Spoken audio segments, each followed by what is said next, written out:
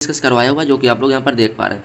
अब यहाँ पे मेंस के क्वेश्चन की बात करें तो देखिए कि मेंस में क्वेश्चन यदि आ जाए कि आलोचक क्या जैसे कि किसी मैंने प्रीलिम्स और मेंस की दृष्टि से नोट्स एक ही साथ में बनाया हुआ है, तो अब हमको ध्यान रखना है ना कि प्रीलिम्स की दृष्टि से भी इम्पोर्टेंट रहे, ताकि जब हम रिवाइज करें या किसी अन्य एग्जाम की भी तैयारी करने जाएं तो हमको नोट्स बार बार ना बनाना पड़े। तो मैंने उसे से कि किसी के बारे में लिखने के लिए आ जाता है कि इनके विषय में लिखिए, तुमको मेंस की जब आंसर राइटिंग करना उसमें क्या ध्यान रखना है, तो उसमें हमको लिखना है कि आलोचना या समर्थक, यानी ये किसकी आलोचना करते थे या किसके समर्थक में थे, पहले इसको हमें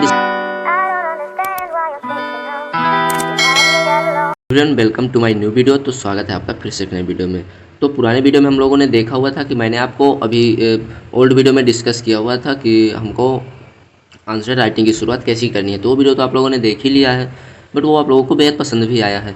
बट उसी ब्लॉग की सीरीज़ में मैंने सोचा कि अब चलिए अब आज आपको भी दिखाए ना कि हमने क्या क्या पढ़ा, क्या क्या तैयारियाँ की, ताकि आप लोग भी यदि एग्ज़ाम की तैयारी में न्यू बिगिनर्स हैं तो आप भी इस बेनिफिट का लाभ उठा सकें।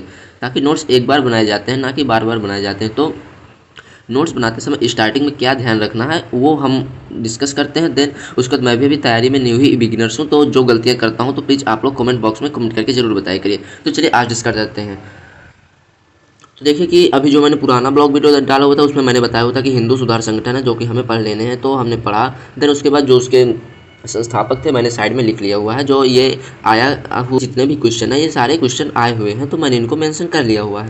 देन उसके बाद बात करें तो मुस्लिम सुधार आंदोलन भी हम लोगों ने पढ़ा, जो कि अलीगढ़ और अहमदिया दो इंपॉर्टेंट हो जाते हैं, तो मैंने इनके संस्थापक भी लिख लिया। अब चूंकि मैंने प्रीलिम्स और मेंस की दृष्टि से नोट्स एक ही साथ में बनाया हुआ है, तो अब हमको ध्यान रखना है ना कि प्रीलिम्स की दृष्टि से भी इम्पोर्टेंट रहे, ताकि जब हम रिवाइज करें या किसी अन्य एग्जाम की भी तैयारी करने जाएं तो हमको नोट्स बार बार ना बनाना पड़े। तो मैंने उसी को ध्यान रखते हुए ऐसे नोट्स बनाना स्टार्ट किया है। बट इसमें जो कमियां हो तो आप लोग मुझे सजेस्ट ज़रूर करिए, तो मैं उनको दूर करने में अपनी मदद करूं या आप लोग भी मेरी हेल्प करिए। अब यहाँ पर देख लीजिए कि मेंस की दृष्टि से कुछ नेम भी इंपॉर्टेंट है, जैसे कि राजा राम मोहन राय, स्वामी विवेकानंद हो गया, दयानंद सरस्वती हो गया। देन उसके बाद आंदोलन की बात करेंगे तो यहाँ पे बाल गंगाधर तिलक हो जाते हैं, लाला लाजपत राय हो जाते हैं, बिपिन चंद्र पाल हो जाते हैं। तो कुछ महत्वपूर्ण नेता हैं, तो उनके विषय में हमें ब्रीफ से डिस्कस करना होता है। तो यहाँ पर सर ने भी ब्रीफ से डिस्कस करवाया हुआ जो कि आप लोग यहाँ पर देख पा रहे हैं। अब यहाँ पे मेंस के क्वेश्चन की बात करें तो देखिए कि मेंस में क्वेश्चन यदि आ जाए कि आलोचक या जैसे कि किसी के बारे में लिखने के लिए आ जाता है कि इनके विषय में लिखिए, तुमको मेंस की जब आंसर राइटिंग करना उसमें क्या ध्यान रखना है, तो उसमें हमको लिखना है कि आलोचना या समर्थक, यानी ये किसकी आलोचना करते थे या किसके समर्थक में थे, पहले इसको हमें डिस्कस करना है। उसके बाद इनके शिक्षा पर जोर देना है कि इन्होंने शिक्षा के लिए क्या क्या काम किया, प्रेस के लिए इन्होंने क्या क्या काम किया, इन्होंने अखबारें कौन कौन से निकाली, इनकी पुस्तकें कौन कौन सी थी। उसके बाद बात करना कि इन्होंने कोई कानून वगैरह तो नहीं बनाया हुआ है, जैसे कोई कानून जैसे राजा राम मोहन राय और विलियम बेंटिंग ने मिलकर 1829 में विलियम बेंटिंग की मदद से सती प्रथा के लिए राजा राम मोहन राय ने एक कानून बनवाया हुआ था। तो ये भी देखिए कि यहाँ से एक इंपॉर्टेंट हो गया।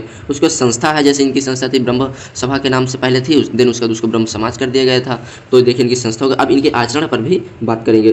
तो आंसर राइटिंग करते वक्त हमें यही ध्यान रखना है, और इनसे बाहर टॉपिक ना तो पूछा जाता है और ना ही इनसे बाहर हमको लिखना है। तो सर ने भी ऐसा मेंशन किया हुआ है, और यदि मैं आपको बता दूं तो हम लोगों को भी यही ध्यान रखना है कि हमें आंसर राइटिंग करते वक्त क्या ध्यान देना चाहिए।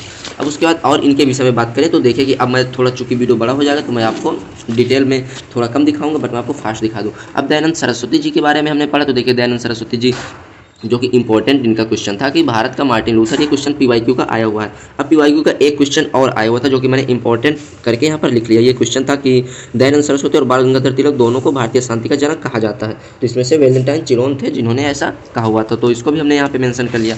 उसके बाद इनके विषय में भी हमने पढ़ा। अब आर्य समाज से एक क्वेश्चन आया करता, अब आर्य समाज के विषय में भी पीवाईक्यू आया हुआ है या फिर दयानंद सरस्वती के विषय में भी पीवाईक्यू आया हुआ। तो दोनों के विषय में देखिए हमने इनकी आलोचनात्मक प्रकृति थी जो कि धार्मिक क्षेत्र के इनके विकार थे, तो हमने ऐसा नोट्स बना लिया। अब स्वामी विवेकानंद की बात करें तो स्वामी विवेकानंद के विषय में भी हमने बनाया हुआ है, तो आप लोग यहाँ पर देख लीजिए। अब बात करें तो स्वामी विवेकानंद के या फिर जो उन्होंने मठ बनाया हुआ था रामकृष्ण मठ, या फिर उनकी बात करें स्वामी विवेकानंद की, तो जो प्रकृति है वो सेम ही है, चूँकि विचारधारा तो उनकी सेम ही थी ना। तो अब देखिए इनकी प्रकृति भी हमने पढ़ा, उसके बाद इनके महत्व भी हमने पढ़ा। तो आज का वीडियो यहीं तक हम डिस्कस करेंगे। उसके बाद देखिए कि अभी खाली है आगे की नोट्स, तो चूँकि डेली ब्लॉग सीरीज में मैं आपको यही डिस्कस करता हूँ कि मैंने डेली क्या क्या पढ़ा, नोट्स कैसे बनाने हैं। तो यदि आपको ये सीरीज पसंद आ रही हो तो वीडियो को लाइक कर दीजिए करिए, चैनल को सब्सक्राइब कर दीजिए और ज़्यादा से ज़्यादा शेयर करिए। तो चलिए मिलते हैं नेक्स्ट वीडियो में, तब तक के लिए धन्यवाद।